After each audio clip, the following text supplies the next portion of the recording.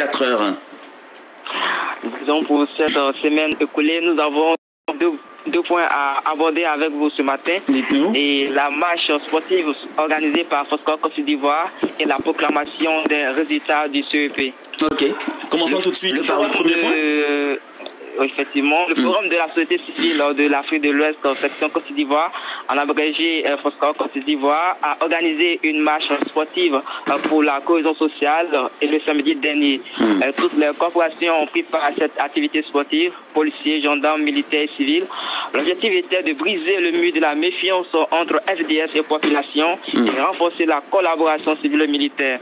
Cette marche sportive s'inscrit dans le cadre de l'exécution du projet d'appui au renforcement de la gouvernance des zones nord et est pour consolider la cohésion sociale et prévenir l'extrémisme violent en Côte d'Ivoire, financé par Open Society Africa. D'accord.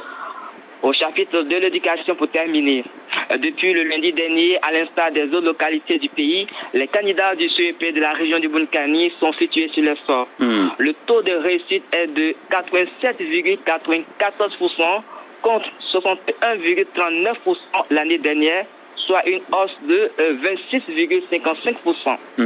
Ce taux est au-dessus du taux national qui est de 83,46%, soit 4,8% de plus. Sur les 4 départements de la région, celui de Nation est en tête de liste, tout comme l'année dernière, avec un taux de réussite de 94,51%. Le département de Téniki avait un taux de réussite de 28% l'année dernière, avec les perturbations liées à la situation sécuritaire, est passé à 90,79% cette année, un taux presque triplé. D'accord.